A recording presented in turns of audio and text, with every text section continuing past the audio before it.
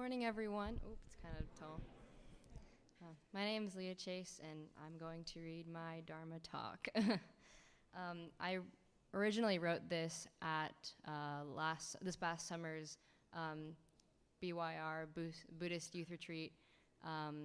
It's kind of important to me, so I'm glad I can share it here.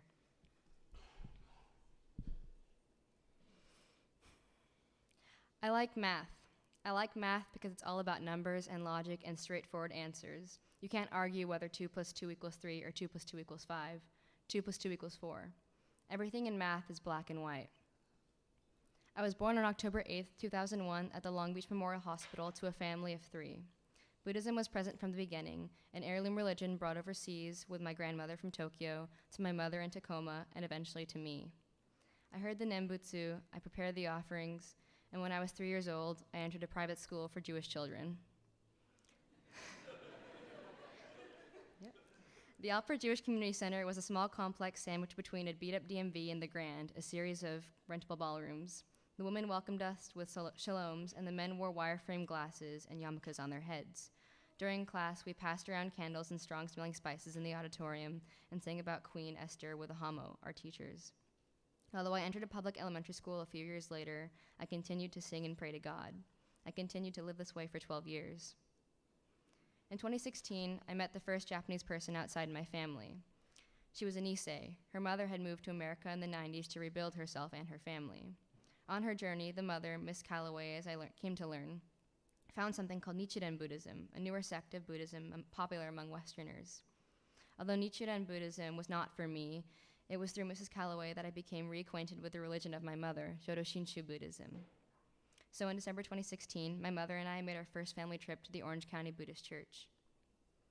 I spent the 20-minute car ride bursting with anticipation because I recognized this moment as a chance to finally reconnect with my Japanese roots.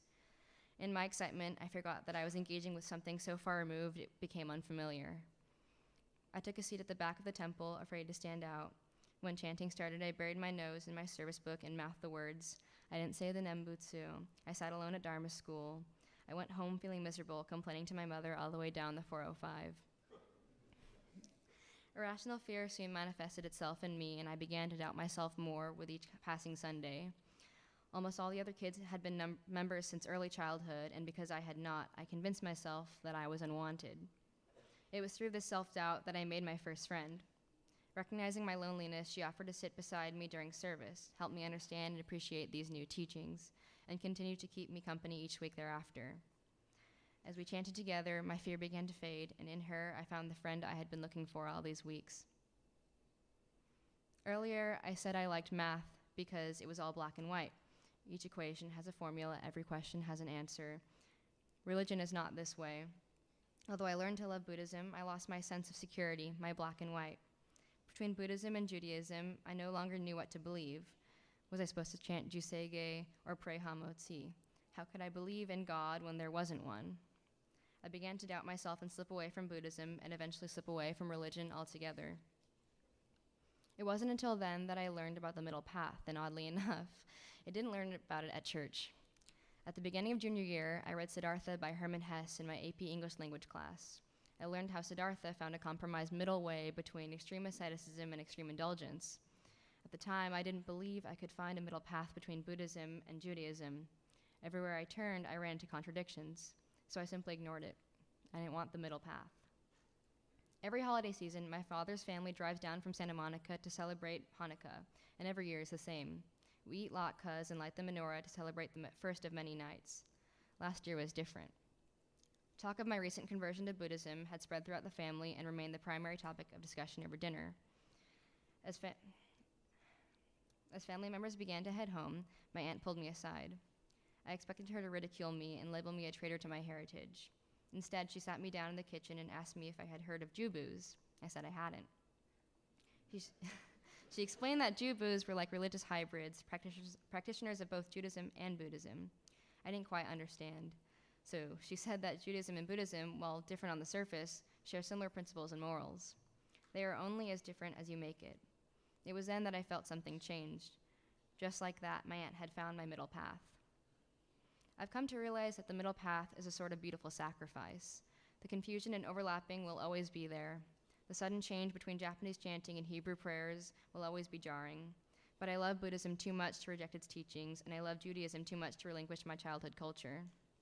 I think of the middle path as a form of acceptance, my realization that I am a part of two cultures and religions and that it is okay to be loyal to both. And as a form of acceptance, it is the key to my identity and an end to my suffering. I like math. I like math because it is logical and straightforward, and that's okay. I like religion. I like religion because it is individual yet whole, a gray area that fits perfectly to me, and that's okay too. It's okay to like all the black, the white, and the gray in between. It's what makes Buddhism so special to me, that I am able to walk this middle path knowing I can be myself all the same.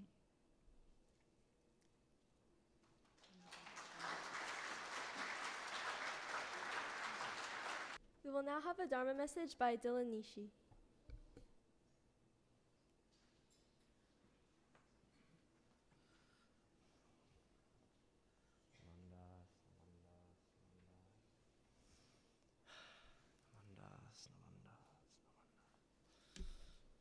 It sure is early.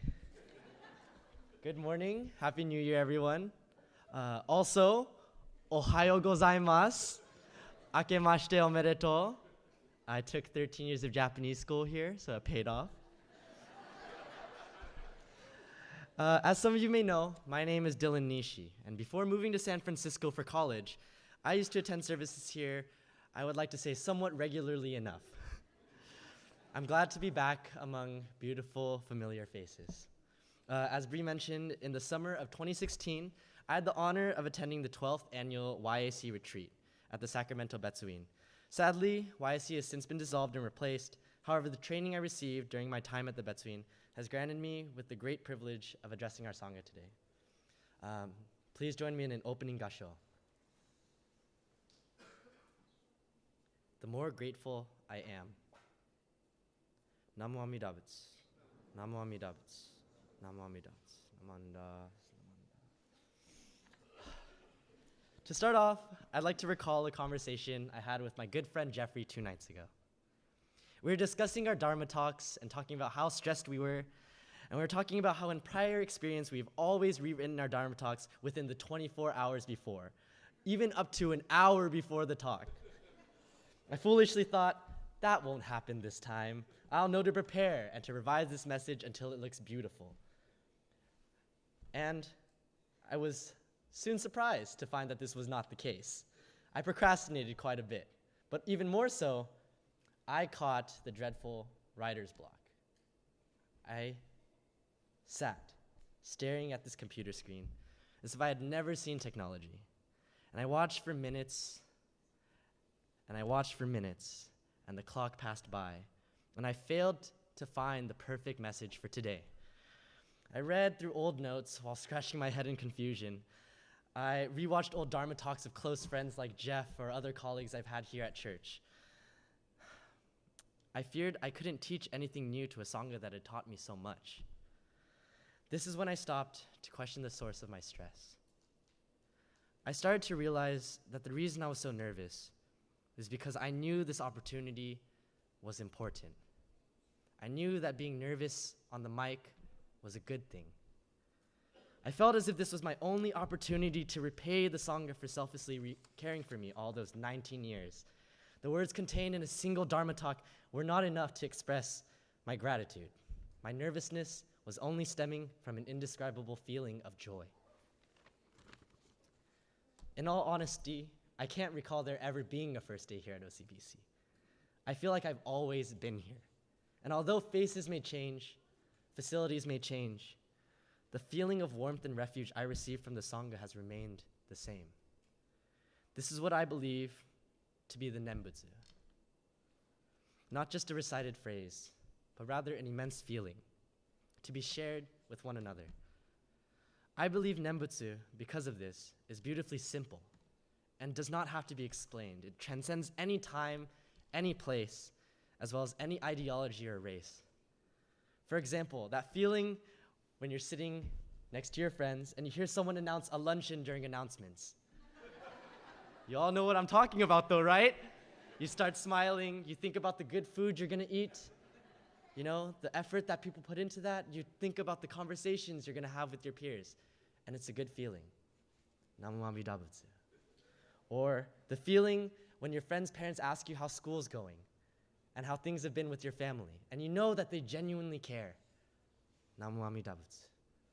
Or when I'm given the opportunity to let my Sangha know how much they mean to me. Namu Dabutsu. To be completely transparent, life in San Francisco was fairly difficult for my first year because I felt I was searching for that same overwhelming feeling of gratitude. What I failed to see was that this Nembutsu, the one that had been here all along, would continue to guide me. There was no need to find a replacement. I lived wondering how things were changing back home, and I continued to recall good memories of good times. I lived striving to impact the lives of others through sharing the Nembutsu. In this way, I believe we shall remain interdependent. In this way, I believe we all remain close. Please join me in a closing gasho. The more grateful I am, the more beauty I see. Namu Amidabutsu. Namu Amidabutsu. Namu Amidabutsu. Mandas, namandas,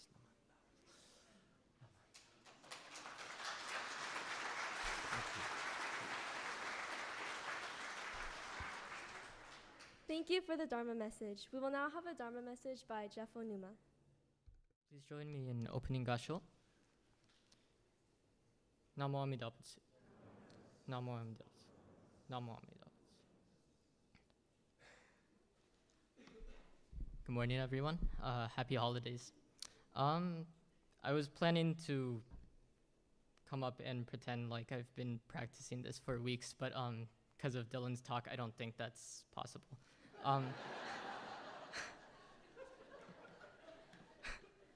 So we're going into 2019 now, and I'm sure all of you are doing a similar thing to what I'm doing. Besides breaking our New Year's resolutions already, a lot of us have the tendency to wonder what this new year will bring. And because we start wondering that, we start thinking about, all of the years prior to this one. So we start recounting our past, and we start thinking about those things. We start first going into the good things, the positive things, the things that made us happy, the little things to the bigger things, and all our joys in life. But the more we go into it, the more we start to naturally start to decline into this kind of negative pit where we just start thinking about all the complaints we had about the past as well. We start naturally thinking about all the hardships we've been through because as Buddhists, we come to the realization that life is suffering.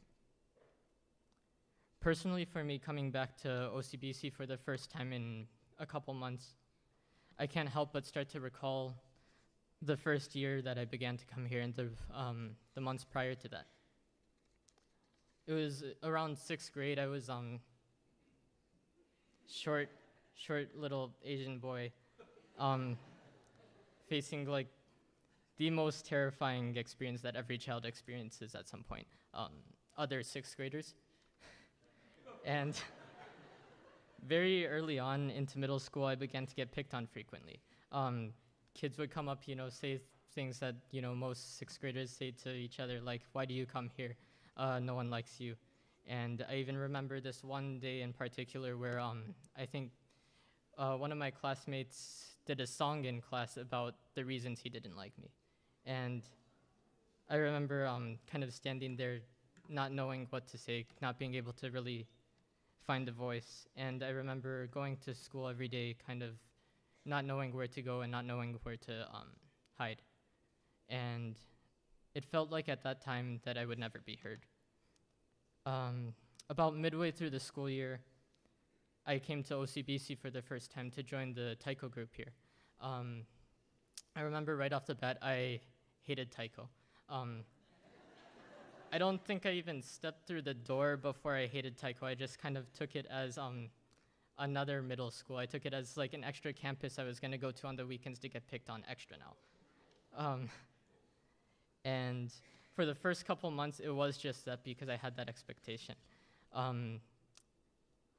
And I don't remember much of it. I just remember every week coming to taiko practice and displaying to the entire group my amazing lack of rhythm and leaving every week humiliated. But there are some days that I remember very vividly after those months passed. I remember the first time I got placed on odaiko for the starting solo or oroshi and striking the drum in that deafening silence that sweeps across the gym as everyone acknowledges the song's about to start. I remember feeling that the drum was my new voice. I remember the day I talked to Dylan and Greg, the first two people in the group to welcome me in. I remember them becoming two of my best friends to this day. And I remember thinking for the first time in a long time that right here at OCBC, this was somewhere I was welcome, and this was somewhere where I was heard. Life is suffering, from big moments to small moments. Like my middle school experience, we face suffering through our lives constantly. But if I were to ask you, do you want to suffer? The instant response is just naturally no, of course not. But why do we say that? What's so horrible about suffering? Obviously, at the time, suffering is by definition a bad thing. But in the long run, we gain so much from it. As the Four Noble Truths revolve around the idea of suffering, it's a key component of our existence. And suffering can be our chance to grow and gain wisdom and gain compassion. Trouble-free times are great, but they don't teach us the same things that suffering do when it strips us down to nothing and we realize inside we're empty. And it's because of our suffering and it's because of our realizations of this emptiness that we begin to see and become genuinely grateful for the people and the things in our lives that fill this void. Recount some of your favorite memories, friends, accomplishments, or passions in life. Our greatest moments in life are nothing if it weren't for the immense hardships that we took to reach those points. And our closest friends are defined not by the times we've laughed with them, but the times we've cried with them. And so looking back into 2019, I love taiko because I first hated it, because I struggled every day to get just a little better. I found Dylan and Greg, two of my best friends, not because of the times that they were there for me at my best, but because of the times they were there for me at my worst. I have suffering to thank me for bringing me here where I am today. I have suffering to thank for bringing me to OCBC, where I find myself surrounded by some of the greatest family and friends that I have and will ever have met. And for that, I would bear any means of suffering that the world has to offer. Please join me in closing Gasho. May we look forward to this coming year, taking great times and suffering alike, and embrace them both fully, with gratitude beyond words. Namo Amida Butsu. Namo Amida Butsu. Namo Amida.